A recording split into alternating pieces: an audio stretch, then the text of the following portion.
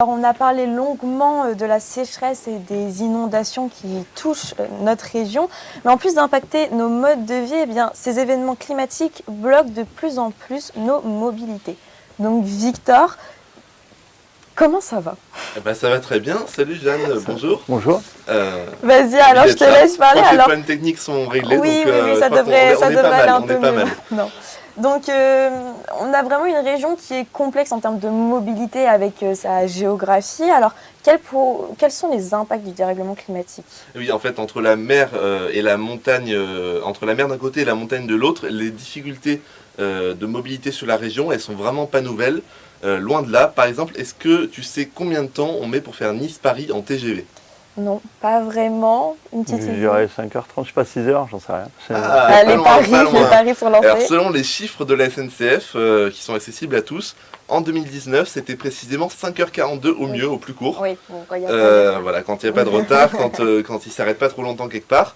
Et donc ça fait de Nice en fait la ville la plus éloignée de Paris en temps de trajet en TGV, parmi les 36 plus grandes destinations en France. Pour vous donner une idée, pour aller à Bayonne, en fait, qui est à peu près à la même distance de Paris que Nice à vol d'oiseau, le TGV met seulement 3h54, voilà, 3h54 versus 5h42 pour une distance similaire. Oui, ça fait On sent qu'il y a quand même un problème. Cette situation, elle s'explique par la géographie de la région, mais aussi par les lignes ferroviaires qui s'y trouvent. Parce que notre TGV qui part de Paris, eh bien, il va mettre seulement 3 heures en fait, pour rejoindre Marseille. Et puis après, il va mettre à peu près le même temps pour finir son parcours. Voilà, donc c'est grâce aux lignes à grande vitesse, il va très vite jusqu'à Marseille et après il est plus lent. En fait, c'est dû au fait qu'il n'existe qu'une seule voie de chemin de fer entre Marseille et Menton. Et donc du coup, voilà, comme vous voyez, le TGV qui est au milieu, il est bloqué entre les TER qui s'arrêtent dans toutes les petites gares. Et en plus, au moins d'incidents, hein, vous vous en doutez, et tout est bloqué. Oui, donc ça paraît bien complexe cette histoire, mais que vient faire notre dérèglement climatique là-dedans? Bien, il l'a déjà et il va avoir dans les années à venir un impact très fort sur le transport ferroviaire, hein, mais aussi sur le réseau routier. On l'a vu avec Kylian tout à l'heure, dans la vallée de la Roya, la tempête Alex, elle a complètement isolé les habitants pendant de longs mois. Il en a fallu 7 pour rétablir la ligne TER Nice-Tende et 2 ans pour reconstruire l'intégralité des routes et des ponts engloutis par les eaux, sachant qu'on l'a dit tout à l'heure, hein, le tunnel transfrontalier n'est toujours pas terminé. Donc la vallée, elle est également sujette régulièrement à des éboulements. Ce fut le cas notamment en 2014. Ça a aussi coupé la ligne de train. Et donc les solutions de mobilité, elles sont très fragiles là-bas. Et puis, on l'espère bien évidemment pas, hein, mais un jour ou l'autre, une tempête peut revenir et à nouveau tout emporter avec elle. Donc ça reste très fragile. Mais le changement climatique, il concerne toute la région, puisque cette unique ligne entre Marseille et Menton dont je vous ai parlé, elle a été construite à la fin du 19e siècle, en partie en front de mer, notamment sur la dernière section entre Saint-Raphaël et Menton, et la frontière italienne du coup, et qui dit front de mer dit forcément intempéries. Donc on l'a vu tout au long de l'émission, les épisodes méditerranéens sont plus fréquents et plus puissants qu'avant, provoquant des interruptions de trafic ferroviaire et des routes inondées très très régulièrement. Les chiffres de la SNCF qui sont disponibles pour tous sur internet comme je vous le disais, le montrent. Lors d'intempéries, la régularité des trains sur un mois sur la région, elle baisse environ de 5%, donc c'est 85% au lieu de 90%. Ça peut paraître un petit chiffre, hein, 5%, mais en fait c'est énorme compte tenu du caractère souvent assez localisé en fait, des épisodes météorologiques. Et une autre donnée que je peux vous donner, le nombre d'événements environnementaux majeurs, c'est le terme de la SNCF, qu'elle a relevé au niveau national, ce chiffre il explose, puisque la compagnie ferroviaire via sa branche SNCF Réseau en a relevé 14 en 2017, 20 en 2018 et 84 en 2019, année marquée vraiment par des gros événements climatiques. Bah oui, en effet, oui, on en parlait tout à l'heure de 2019. Qu'est-ce que tu peux nous dire sur cette année? Et bien justement, hein, suite aux inondations qui ont touché tout le pourtour méditerranéen, hein, pas que la Côte d'Azur, ça a été aussi touché vers Béziers, dans l'Hérault, dans l'Aude également, pardon. Le Conseil général de l'environnement et du développement durable, c'est un organisme qui était jusqu'à cette année en fait le service d'inspection du ministère en charge de l'écologie. Et bien ce conseil, il a sorti en mai 2020 un rapport nommé Impact des pluies méditerranéennes sur les infrastructures de transport. Et parmi les conclusions, je vais vous en citer une qui résume plutôt bien la situation. La mission a constaté que la conception et la construction de nouvelles infrastructure linéaire, prenez correctement en compte la thématique inondation, sans toutefois s'interroger de façon claire sur la prise en compte des fréquences et de l'importance des événements intenses. Fin de citation. Enfin, toujours dans le domaine de l'eau, si je puis dire, vous savez, j'imagine que le niveau de la mer devrait monter d'ici la fin du siècle. Eh bien, cela nous pose problème également, puisque des grandes routes, comme une partie de l'ancienne RN7, mais aussi la célèbre RN7, mais aussi, comme je vous l'ai dit, la ligne de train, eh bien, les deux se situent en front de mer. Eh bien, cette hausse du niveau de la mer, elle devrait être limitée sur la Côte d'Azur, mais malgré cela, la carte de l'Institut de recherche Climate Central, qui aurait dû s'afficher, voilà, parfait, voilà, la gare de Biot, qui est située vraiment sur le long de cette voie de ferrée et le long de la route, pardon, devrait être sous l'eau à la fin du siècle, alors qu'actuellement ils sont vraiment en front de mer. Oui, donc ça pose vraiment question. Ouais, c'est pas très rassurant et j'imagine que les canicules et les fortes chaleurs n'arrangent rien. Pardon, excusez-moi.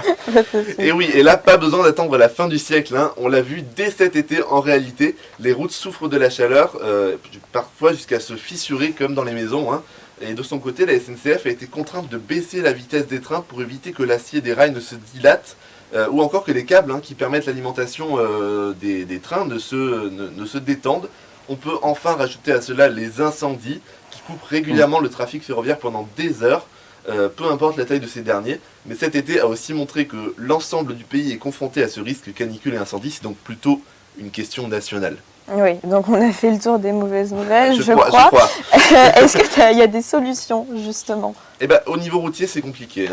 Les seules solutions que l'on peut voir, à court terme du moins, pour ralentir les inondations, c'est moins d'imperméabilisation des sols, et si possible, ne pas construire dans les zones inondables. Des travaux sont également lancés jusqu'en 2030 sur l'A8 par les collectivités territoriales et par Vinci pour rendre l'autoroute plus fiable. En revanche, du côté ferroviaire, il y a un gros projet dont on parle depuis des décennies en fait, qui pourrait se concrétiser dans les prochaines années. La LNPCA, alors c'est un terme qui peut paraître un peu compliqué, je vous l'avoue, c'est la ligne nouvelle Provence-Côte d'Azur. Alors attention, ça ne sera pas une ligne à grande vitesse comme on a pu le voir ailleurs en France. Ce projet, il vise au contraire à concilier, à faire cohabiter les trains du quotidien, donc les TER, et les trains à grande vitesse, les TGV. Alors, voilà, vous pouvez le voir sur cette carte, je ne sais pas si vous la voyez bien. Il y a en 3 étapes, du coup.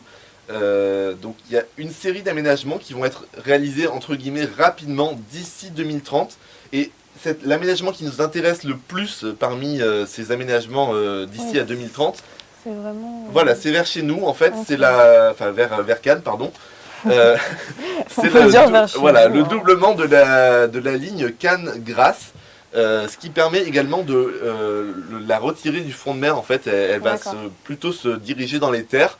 Donc ça résout un peu notre problème de tout à l'heure. Oui, puis il y aura moins de bruit au niveau de la plage aussi. Également, ça sent qu'on habite pas loin de la plage. D'autres aménagements sont prévus après 2030, comme le doublement de la portion entre les Arcs Draguignan et Cannes, pareil, dans les terres, pour éviter le littoral et le massif de l'Estérel, où il y a des éboulements assez régulièrement. Et les dernières phases de travaux sont prévues après 2050. Donc là, le but, c'est vraiment de doubler l'intégralité de la ligne entre Marseille et Menton. Alors comme vous le voyez, c'est pas pour demain, mais des solutions à long terme existent. Encore faut-il que le calendrier soit tenu.